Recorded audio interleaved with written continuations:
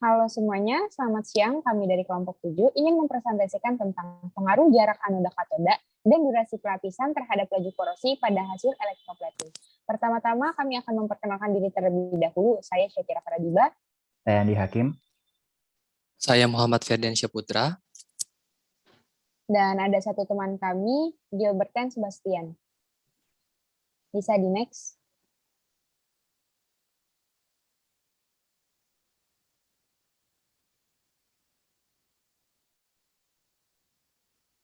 Di sini kami akan membahas beberapa tahapan, yaitu yang pertama ada dimulai dari pendahuluan, kemudian dilanjut dengan electroplating pada hard chrome, hasil dan pembahasan, serta yang terakhir ditutup dengan kesimpulan. Bisa di next. Oke, yang pertama itu ada pendahuluan. Sebenarnya itu apa sih electroplating itu? Nah, jadi electroplating itu merupakan suatu proses pengendapan logam pelindung atau proteksi katodik atau logam yang dikendaki di atas logam lain dengan cara elektrolisis. Jadi kayak simpelnya gitu guys, kayak pelapisan suatu logam yang dilapis lagi dengan logam di mana logam yang belakangnya ini atau pelapisnya itu lebih oksidasi atau lebih reduktor gitu. Terus juga prinsip dasarnya itu penempatan ion logam yang ditambah elektron pada logam yang dilapisi, yang mana ion-ion logam tersebut didapat dari anoda atau elektrolit yang digunakan. Nah, dengan adanya arus yang mengalir dari sumber listrik yang dipompa melalui elektroda positif atau anoda menuju katoda, sehingga adanya ion-ion logam yang didapat dari elektrolit itu menghasilkan logam yang melapisi permukaan logam yang dilapisi. Nah, mungkin bisa lebih jelasnya dilihat pada gambar. Boleh di next.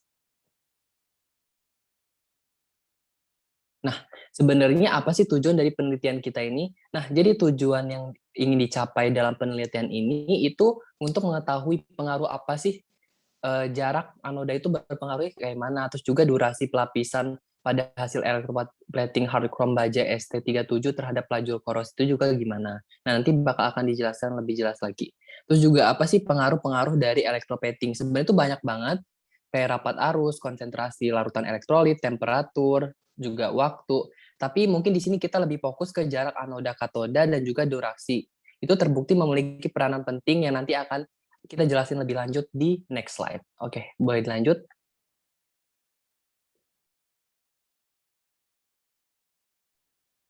Kemudian masuk kepada electroplating hard chrome. Ini ada beberapa subbab yang dibahas. Yang pertama ada tujuan dari electroplating hard chrome. Nah, electroplating hard chrome di sini itu biasa pakainya itu baja ST37 seperti yang dijelaskan sebelumnya.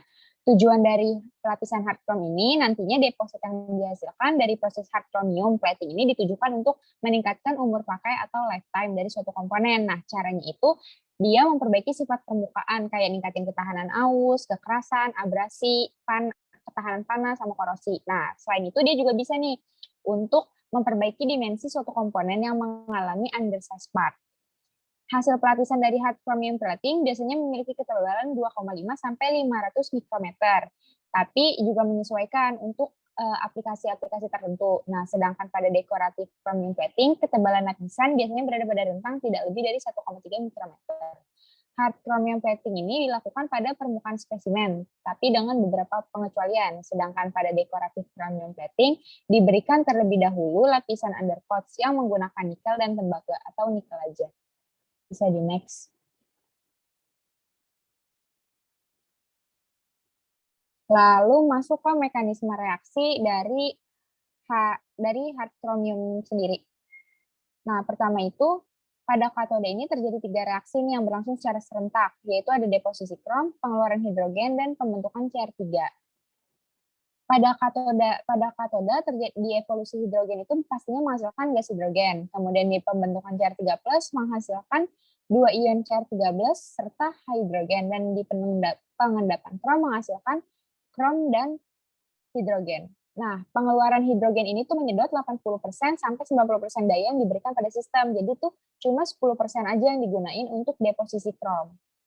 Anoda krom itu tidak terlalu efisien pada kondisi elektrolisis. Apalagi logam krom itu jauh lebih mahal daripada CrO3. Nah, untuk solusinya makanya kita gunain Pb. Pada anoda Pada anoda itu juga terjadi 3 reaksi, yaitu pengeluaran oksigen, oksidasi ion kromat, dan produksi timbal oksida. Pada anoda, pada tahapan evolusi oksigen pastinya menghasilkan oksigen, kemudian ion hidrogen. Pada oksidasi ion krom menghasilkan 2CrO3 dan ion hidrogen. Dan pada pembentukan timbal oksida menghasilkan PbO2 dan ion hidrogen. Oksida ulang Cr3 pada anoda ini ngebantu nyimbangin produksi pada katoda dan menjaga tingkat ion Cr3+. Anoda timbal itu harus tertutup lapisan timbal oksida, karena kalau enggak, timbal kromat dan anodanya itu nggak bisa ngejalanin fungsi semestinya. Fungsi semestinya itu untuk ngatur konsentrasi Cr3+ dari baknya. Nah, semua reaksi yang ada di atas ini tuh berlangsung secara serentak pada suatu kondisi temperatur, karena temperaturnya itu tuh sangat mempengaruhi proses berjalannya reaksi ini. Pada saat proses pelapisan logam berlangsung, maka akan timbul gelembung-gelembung gas hidrogen akibat adanya reaksi pelepasan hidrogen pada katoda. Gas hidrogen yang timbul akan menyebabkan lubang-lubang kecil berupa titik hitam atau buram pada hasil pelapisan. Nah, hal ini tuh disebut sebagai pitting. Pitting ini tuh disebabkan oleh gas hidrogen tersebut. Selain menjadikan hasil pelapisan tampak buruk, juga menyebabkan kerapuhan hasil pelapisan. Sifat rapuhnya ini nih bisa dilihat saat materialnya itu dibengkokkan, maka tuh logam pelapisnya itu bakal patah atau mengalami retak. Pitting yang berupa logam-logam kecil tersebut itu menjadi jalan bagi berlangsungnya reaksi korosi secara mikro. Bisa di next. Oke, selanjutnya itu ada pengujian laju korosi. Nah, pengujian korosi ini dilakukan dengan tujuan untuk mengetahui gimana sih laju korosi atau ketahanan korosi dari material logam ini. Nah, potensiostat itu merupakan peralatan untuk mengamati korosi yang terjadi. Nah, akan mengaplikasikan tegangan listrik inputan kepada benda uji dengan menggunakan NaCl sebagai media korosinya. Nah, ada 3 jenis elektroda nih, yaitu yang pertama itu ada elektroda kerja, yang kedua itu bantu, dan yang ketiga itu ada elektroda acuan. Nah, mungkin bisa dilihat untuk definisinya. Dan di sini juga laju korosi itu dinyatakan sebagai CVR atau corrosion penetration rate dengan satuan MPY, sehingga rumusnya bisa dilihat pada gambar di samping.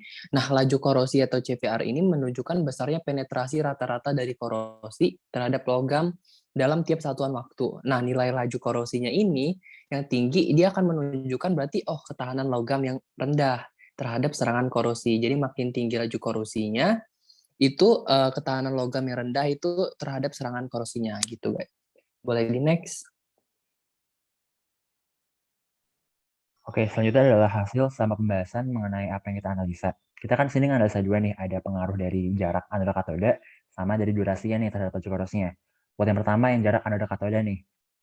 Kalau semakin jauh jarak antara katoda dan anoda yang dipakai, ion dari krom yang lepas dari krom ini kan bakal makin lambat ya buat menuju ke si bajanya, buat yang lapisin itu, karena makin jauh lokasinya. Nah, karena semakin jauh, jadi jumlah krom yang bakal nempel di baja makin sedikit. Karena makin sedikit, lapisan krom di baja bakal makin tipis tuh. Karena makin tipis, itu kan bakal jadi pelapis baja ya. Karena makin tipis, maka makin besar tuh laju korosinya, gara-gara makin mudah buat mengalami korosi. Jadi kalau lapisannya tipis, bakal makin gampang korosi. Nah, buat yang kedua, pengaruh durasi pelapisan krom pada baja. Nah, di sini ada 2 teori nih. Yang pertama, teori ionisasi yang biasa, ionisasi dari katoda anodanya. Semakin lama waktu durasi pelapisan, logikanya kan makin banyak ya ion-ion dari krom yang bakal nyampe di baja kalau makin lama tuh. Hingga lapisan baja makin tebal. Kalau makin tebal, artinya makin susah buat korosi dong. Jadi makin turun tuh nilai laju korosinya. Nah, yang buat yang kedua nih, kita pakai hukum Faraday nih buat membuktikannya. Kita tahu kalau massa sama dengan E kali I kali T dibagi 9/500. Jadi sini kita bisa lihat nih, kalau massa atau W itu kan massa krom yang nempel di baja. Itu berbanding lurus sama waktu elektrolisis. Jadinya makin lama waktunya, masanya makin gede. Massa pelapisnya makin gede, jadi pelapisnya makin tebal, dan laju korosinya makin kecil. Oke, boleh next. Oke, setelah itu kita lihat nih, kalau secara real gimana sih hasil laju korosinya yang pakai alat gitu. Nah, sebelum kita hitung CPR ya, kita lakuin dulu nih percobaan pakai potensiostat sama software Nova untuk mendapatkan nilai arus korosi. Ini bisa dilihat dari hasil, ini yang kotak biru itu hasil Novanya. Kita dapat I korosi itu sebesar 17,03 μA per cm kuadrat. Kita masukin ke rumus laju korosi yang CPR tadi dengan ME sama dengan massa atom per valensi. diketahui semua massa atom, valensi, P-corrosion, sama Rho-nya. Kita dapat kalau rate korosinya adalah 0,00197993 mili per year. Jadi tiap tahun tuh bakal terkorosi sebesar 0,00197993. Terus gimana sih perbedaan laju korosi dalam perbedaan jarak antara katoda dan anoda? Jadi tadi tuh kita lakuin percobaan pada variabel jarak yang beda-beda dari 9 sampai 18 cm. Jadi dari dekat katodanya sampai dijauhin sejauh 18 cm tuh. Gimana tuh perbedaan laju korosinya?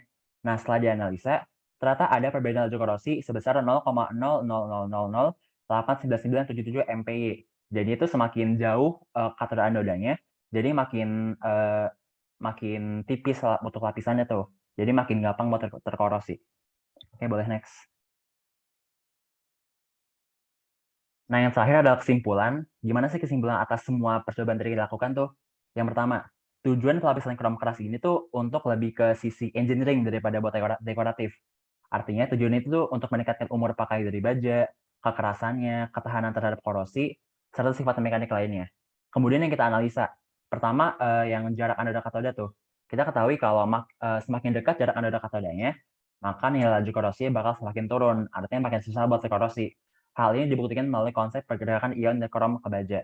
Lalu yang terakhir, semakin lama durasi proses electroplating hard chrome, maka nilai laju korosi semakin menurun. Maka kalau makin lama durasinya, makin tebal lapisan krom di bajanya. Hal dibuktikan melalui pergerakan ion sama prinsip Faraday. Oke, sekian buat presentasi kita pada hari ini. Wassalamualaikum warahmatullahi wabarakatuh.